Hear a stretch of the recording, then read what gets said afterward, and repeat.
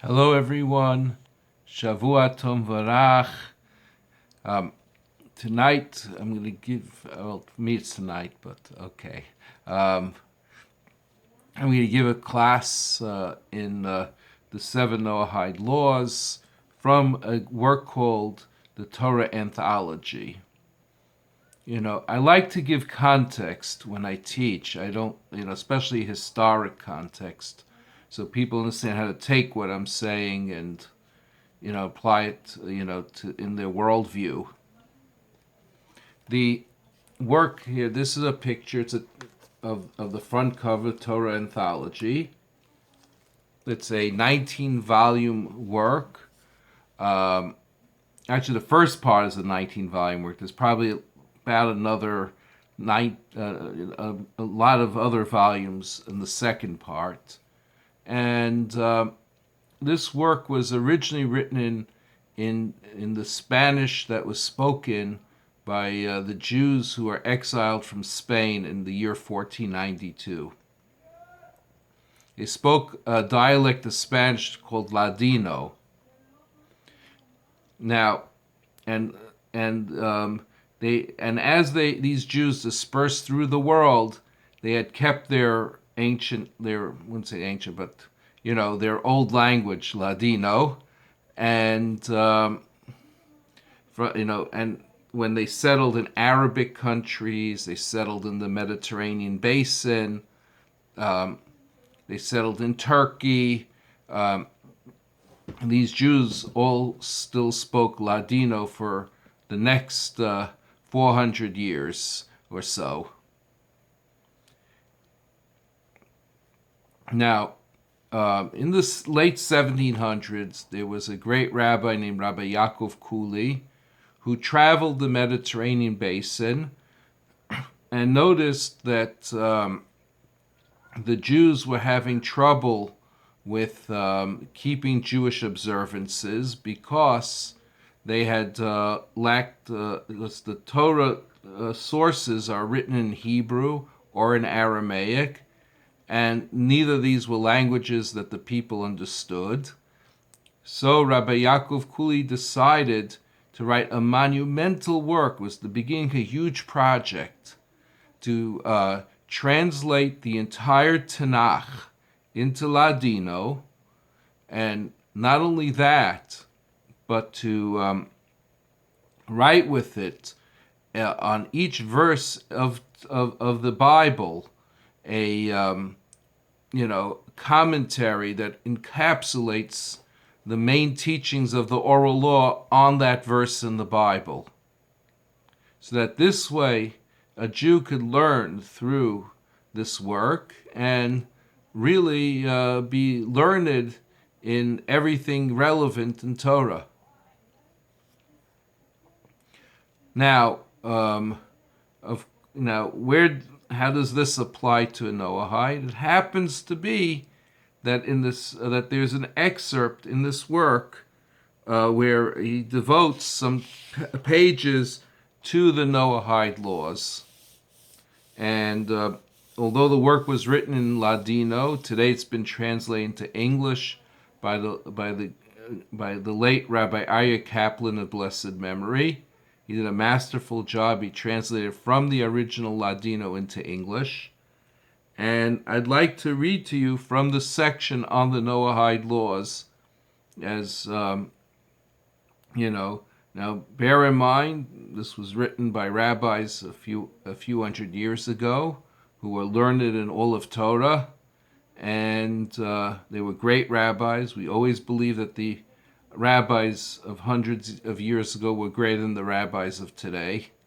They were closer to Mount Sinai, They were a few hundred years closer to Mount Sinai, so of course they were greater. Their knowledge of Torah was greater. And, the tradition was clearer. So I'll read to you from what he writes, and that will be the basis of this class. Okay. I read to you from the first volume, page 250, in case you ever get a an English version of this. The universal commandments, that's how it's referred to. There are seven universal commandments. These apply primarily to non-Jews. One is not to worship idols. Two, not to have forbidden sexual intercourse. This includes the following 6 relationships. 1, between a son and his mother. 2, between a man and his father's wife. This is true even if his father's of his father's widow or divorced wife. If a man seduces or rapes a woman and lives with her, she is forbidden to his son, and she's considered to be his father's woman. So really, any woman that a man had relations with, that woman is forever forbidden to his son by the 7 Noahide laws. That's what it seems to be saying. 3, between any man and a married woman. For a non-Jew, this only includes a woman who is actually married, not one who's merely betrothed. Under Jewish law, however, formal betrothal is the equivalent of marriage. But the truth is that today it's the custom among Jews to do the betrothal a moment before the wedding. So it's not a what's it called? There's not really a time lag. But years ago, 2,000 years ago, there was a year between betrothal and marriage among Jews. Therefore, if a non-Jew has intercourse with a Jewish woman who is betrothed, he incurs the death penalty. This law does not recognize formal marriage among non-Jews. If a couple live together as man and wife, any other man having intercourse with the woman incurs the death penalty. So in other words, if 2 Noahides are living together with a commitment, they're considered husband and wife, and no other man is allowed to sleep with that woman. If 2 Noahides want to divorce, they just decide that they're no longer to live together, that they're moving out, they're parting ways. Neither does the law recognize formal divorce among non-Jews. As soon as they separate, the woman is no longer considered married. The next forbidden relation is between brother and sister if they have the same mother. Doesn't apply if they have the same father, just if they have the same mother. What is forbidden, the 5th relation that is forbidden, is between 2 males, even if one is a minor. The 6th relationship that is forbidden is between a human and any animal, and now he's going to go into the next Noahide commandment, not to commit murder. If a non-Jew is guilty whenever he takes a human life, this is true even if he kills an unborn child in its mother's womb. This would apply to abortions, obviously. This is also true when the victim is so sick that he can be considered dead and is sure to die in any case. And it is true if he does not kill with his hands but merely kills by passive means, like tying a victim before a wild animal or leaving him to starve to death. So now, in cases of abortion, there is, I believe, it's not mentioned here, but I believe there is a leniency that applies if the woman's life is in danger, because then it's considered an act of self-defense. The mother's protecting herself If a non-Jew sees an assailant pursuing someone in order to commit murder or rape, He may kill the assailant if that is the only way to stop him. However, if he can stop the assailant by cutting off his hand or wounding him in another manner, he's guilty of murder if he actually kills him. Of course, if there's no time to ask and no time to react, just do what you got to do. That's the best you could do in the moment. But there is preference given, if you could stop the assailant by means of other than murder, to do that. And notice that he counts rape with murder. So if someone is about to rape someone, if someone's about to rape a woman, apparently, and the only way to stop the rape from happening is to kill the person, the assailant, the perpetrator, you're allowed to. That's what it seems to be saying. 4, not to steal. It is forbidden to steal either from a Jew or from a non-Jew. As it is forbidden to steal money, it is forbidden even to steal something worth less than a penny. If a non-Jew works in another's orchard, he may not eat the fruit even while he is working. Even if one withholds a worker's wages, it is considered theft.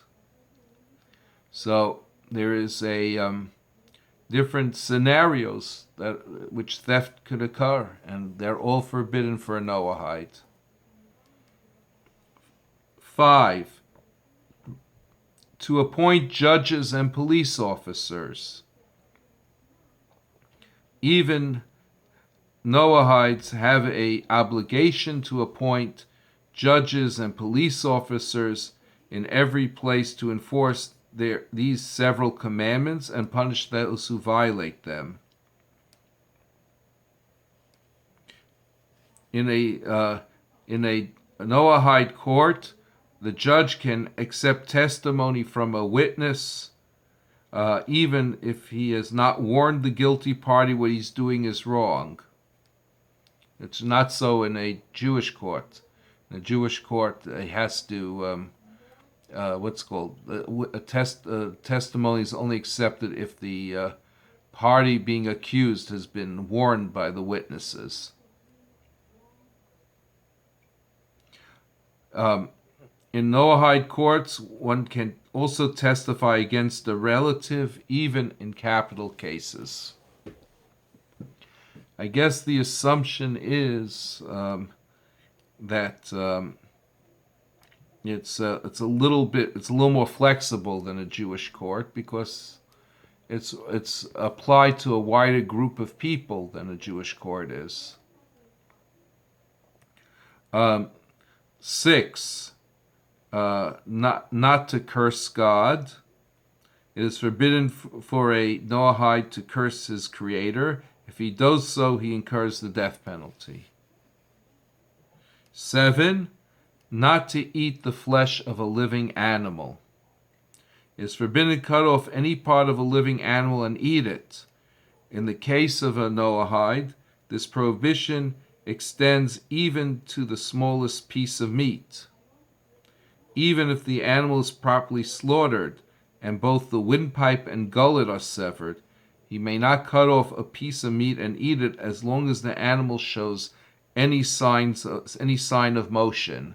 So in other words, the animal has to have stopped to the point where it's totally still before any piece of meat is taken off of it.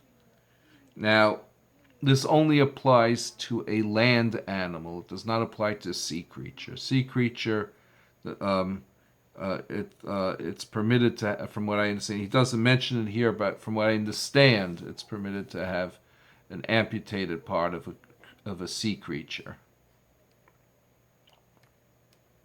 Some authorities also include 4 rules that apply to Noahides as well as to Jews. That is, not to sterilize any living creature by castration. In other words, not to, make a living creature incapable of participating in reproduction. 2, not to engage in witchcraft. usually witchcraft gets connected with idolatry. I mean, I know there are cases where it probably doesn't, but usually it does. So in any event, it's a good idea to stay away from. 3, not to interbreed any creature with another not of the same species. Thus it is forbidden to interbreed a horse with a donkey to create a mule or something similar like that. It is likewise forbidden to graft the branch from a tree onto another tree of a different species. And 4, not to eat eat blood of a living animal, something like what the Mongolians would do. Marco Polo, who traveled to Mongolia, described the Mongolian horsemen as they were powerful warriors. They would go for a long time without much food, and the way they'd nourish themselves was they cut open the vein of a horse, a certain vein, and would suck the blood for their nourishment, and then put the vein back and patch it up. That's forbidden. But again, these are side opinions. These 4 things I just mentioned. Not every authority absolutely believes that these apply to the Noahides. But the going assumption is, why engage in any of this? It's better not to do it. These commandments pertain to everyone in the world.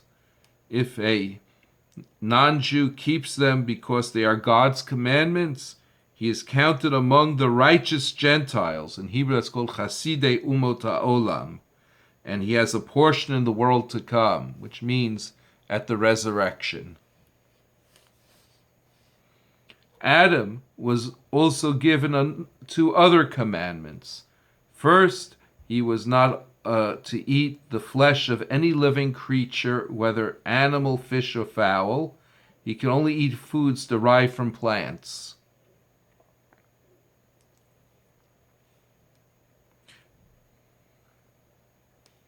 And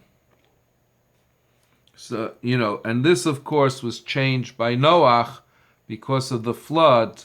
A lot of the rich mineral topsoil was washed away by the flood, making it the plants would not be as nourishing as they used to be, and as a result, it was determined that humans needed to be more flexible in their dietary choices, and therefore God allowed humans to eat animals, but it was always considered a less preferred option.